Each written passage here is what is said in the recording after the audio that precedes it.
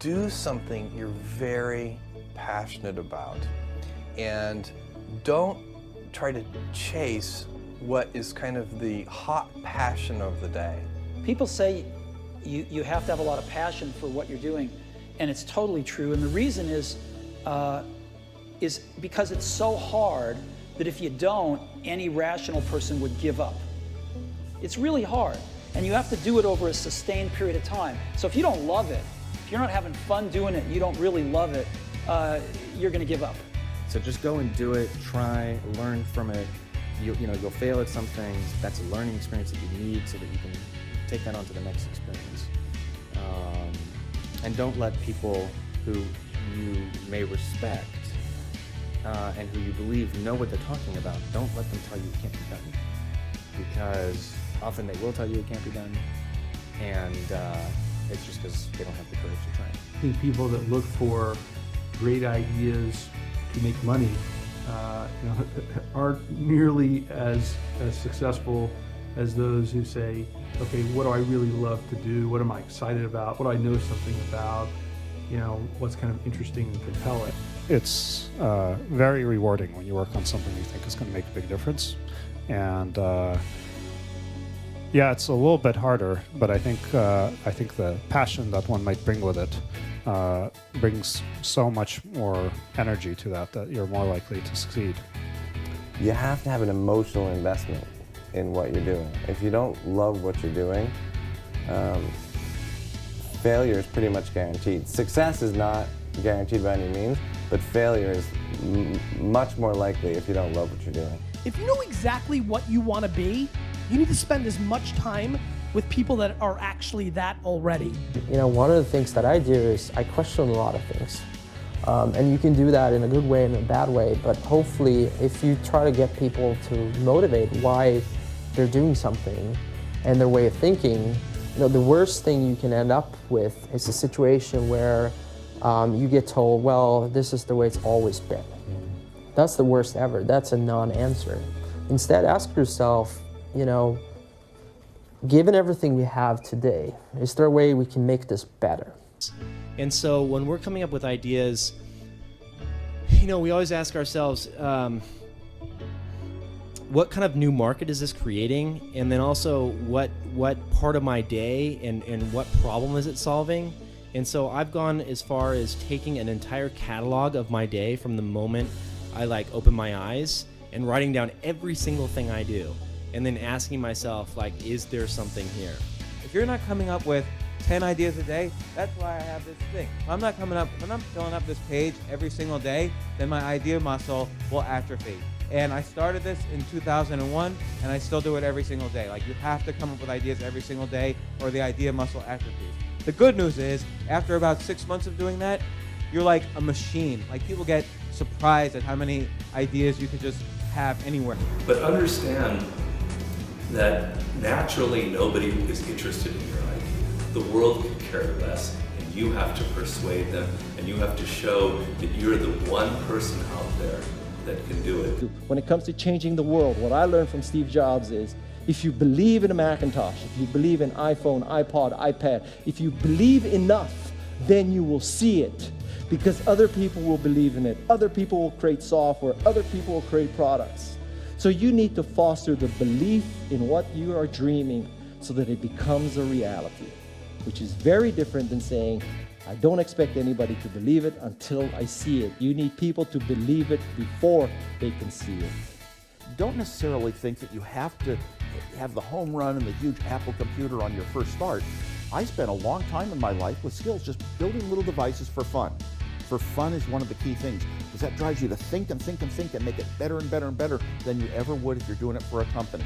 Build things at first for yourself that you would want. For somebody aspiring to take things to the next level or to even surpass their wildest dreams, there's always going to have to be an element of luck, but I think more important is putting yourself in a business that can be ubiquitous, that really doesn't have limits. Because otherwise, there's always going to be a grind to it. But if the business, if it can't be something that you can visualize every business using or every consumer using, it's going to be tough to scale to be big enough or to have the perceived value. You want an idea about what you can say. I know it sounds like a bad idea, but here's specifically why it's actually a great one. You want to sound crazy, but you want to actually be right. Because when you're trying to differentiate, when you're trying to do something different, there's going to be that gut moment, that gut sense. Is this right? Is this not right? If you're not having doubt, you're not pushing the boundaries far enough. Don't think about how do I get big fast. That will happen if you actually build something super meaningful and super important. So don't think about, what is the quickest way to success? Think about what is the best way to building something important that the world really needs. This little idea explains why some organizations and some leaders are able to inspire where others aren't. Let me define the terms really quickly. Every single person, every single organization on the planet knows what they do 100%. Some know how they do it, whether you call it your differentiating value proposition or your proprietary process or your USP. But very, very few people or organizations know why they do what they do. And by why, I don't mean to make a profit. That's a result. It's always a result. By why, I mean what's your purpose? What's your cause? What's your belief? Why does your organization exist? So when we see a kid with a lemonade stand, it's different than when we see a vending machine selling lemonade, even if it's exactly the same product, because the story around it is what people are paying for. So when I meet small business people, all I ask them is not what's their balance sheet, but what's their story. Why should I pick you? Why do I care about what you're doing? And if you start giving me all this inside baseball statistics about why you're 2% better than some other competitor, I'm already glazed over, because that's not part of the way I see the world. That I have to want this to exist in the world. I have to not, so it's a similar rule, just say, if this was successful and I had nothing and I was not involved and I got no money off it or would I want it to do well? And that's a great check, I think, to know if you really feel good about the idea and can be passionate about it. One of the things I advise entrepreneurs to do is when you have an idea, a classic entrepreneurial impulse is to hold the idea close to you and not go tell people because, the idea is so special. Right. That's almost always a mistake. Go talk to Why is that a mistake? Yeah. It's a mistake because your actual real competitive advantage is not that you have this idea that you have locked away in your closet, which may or may not be accurate and you have no idea which it is. Your actual competitive advantage is if you're assembling the intelligence around, does this idea work? What is the right team? What is the right learnings? And we're essentially in motion. The hardest thing to do is start. You have all these ideas and everyone has an idea, but it's really about executing the idea and building the idea and attracting other people to help you work on the idea. That is the biggest challenge. But the way to begin is to get the idea out of your head, draw it out, talk about it, program it if you're a programmer, or make it if you're building something. Like, you don't have to be the best, but you have to be dangerous, right? You have to learn just enough to be dangerous to build an idea, concept it, and show it to the world. And then it turns out there are lots of other people, including all 170 employees that work at Instagram, who are much better at doing all that stuff than I am. But you need to find people who can, be drawn to the idea that you build, and then they end up taking it and making it even better. One way to conceptualize what makes a good product is, good engineering is part of it, good design is part of it, but really it's, one way I think about it is maximizing the probability that someone shows up at the front door of, your store or your website or whatever it is and ends up with a solved problem. And oftentimes the best methodology is to start with the perfect experience with just one person. Get that right, and then figure out how to scale something great instead of scaling something not so great and then trying to improve it. That's really hard to do. And so I think when you are starting a new business, you don't want to go after giant markets. You want to go after small markets, and you want to take over those markets quickly. Constantly seek criticism. A well thought out critique of whatever you're doing is as valuable as gold. And you should seek that from everyone you can, but particularly your friends. If you're not utilizing an online community, then you're at a disadvantage to those who are. You can be asking online communities what they think about your ideas, or if they have any advice with what you're working on. Not only will you hear from people who are passionate about the subject, but you'll be hearing from people all around the world, each with their own experiences and stories that can help you. And there are a lot of people from whom we can learn a lot. And I think like, you know, the one piece of advice is like, don't underestimate anyone you come across ever. Right. Like whether they're, a blue collar worker waiting for the bus, or they're, helping you at they're the server or bartender at the restaurant, or they're a lower ranking employee. I mean, the smartest leaders I've ever seen have always gone around the room and asked for everybody's opinion. Most startups that fail do it ultimately because they did not make something that people wanted. They made something that, that they thought people would want, but they were either in denial about it, whether it was actually any good, or somebody else came along and made something that people wanted even more. The best piece of advice that we've figured out as we've been doing Foursquare is not to let other people distract what you're doing. There's always haters that say, your idea is stupid, this idea is never gonna work, don't even bother doing that because someone else is gonna do it before you do. And if we listened to all that feedback that we were getting, all that negative feedback, we would never have built things, we would never have prototyped things. And that's how we really got to where we are. Like, we saw things that we wanted to build, and we just went out and built them. And it turns out when you build stuff that you like to use, there's a good chance that there's thousands of other people that want to use it too. And so it's not just about doing focus groups, it's not just about double checking your vision, it really is about integrating this concept of testing our ideas rigorously throughout the product development process, throughout the marketing process, even as we scale up. But what you really need to do is think about what is the smallest possible test that I can run for this idea, for this concept, for this theory, get it out there and get customers using it. Because your customers are going to be the ones to tell you if it's really working or not. Like there's almost this expectation that you have to have in your mind this sort of, I'm going to change the world, sort of make a dent in the universe kind of ambition, right? But it's actually okay early on to just kind of solve small problems in layers until you actually get to a point where you have the capacity to do that. What this all comes down to is doing something exceptional for your users, whether it's in community, whether it's in connection, or whether it's in design. This is our big advantage as a startup, is that we can actually get away with doing this. We can make this the core part of why we're doing business. I think you should be spending your money on teaching and sharing, and so that might mean hiring a writer or two perhaps instead of a marketing person. And start writing and start getting people to listen to what you're saying. You can't talk about yourself all the time because no one's going to come back to that. But you have to talk about things that are relevant to your industry or ideas that you have, and start to build that audience up.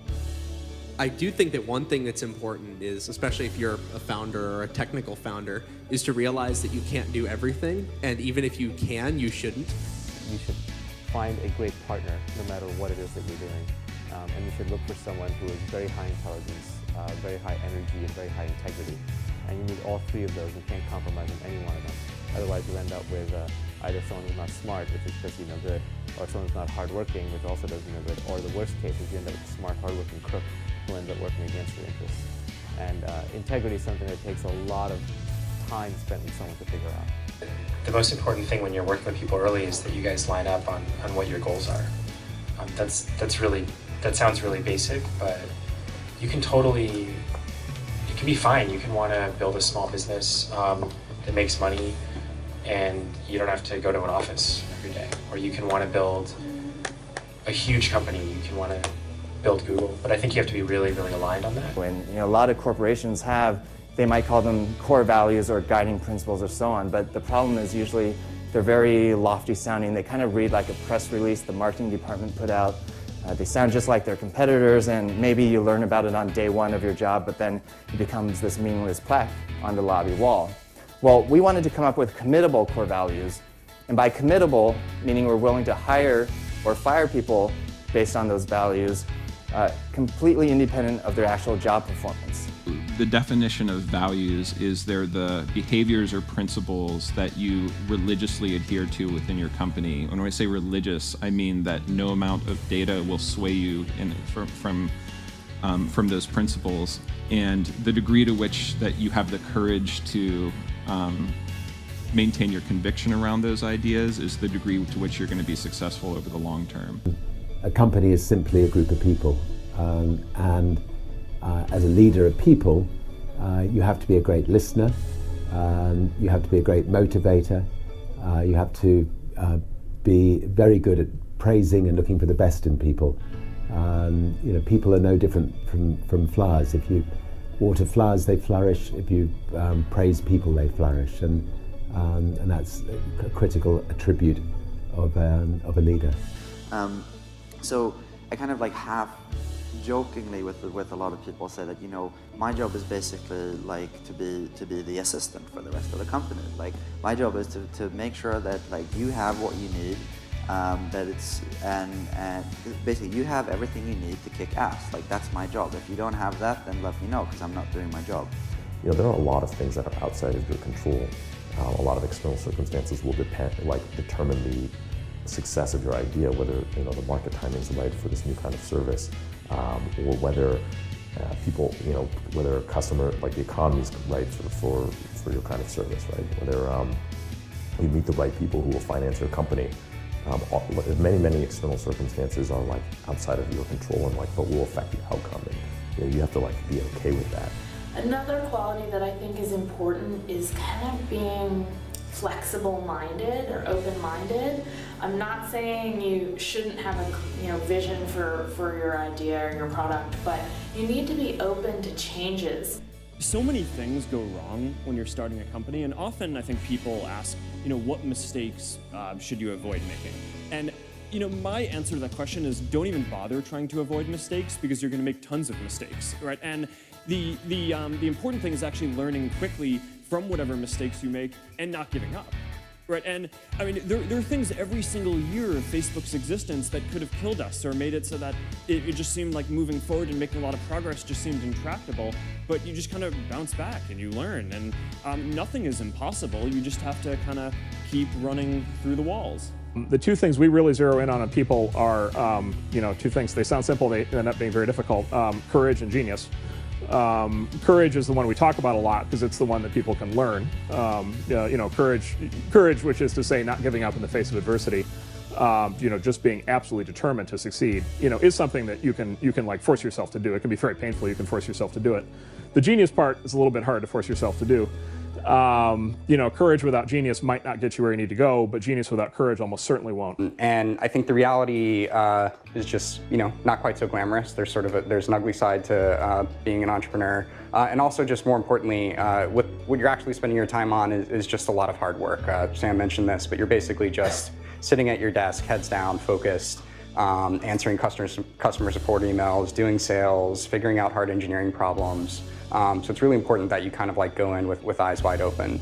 Optimism has a place, but I think even more so for the first-time entrepreneur, you need to be pragmatically pessimistic. What I mean by that is you need to define all of the worst-case scenarios in terms of financial loss, time loss, etc. Look at what you will learn if that happens and accept and come to terms with that before you ever start. If you don't do that and you go straight into battling the world, trying to conquer the world with rose-colored glasses on, the first time you hit a major hiccup, you're going to become really demoralized and you will quit. If you don't love it, you won't make it through the long period of pain that is inevitable.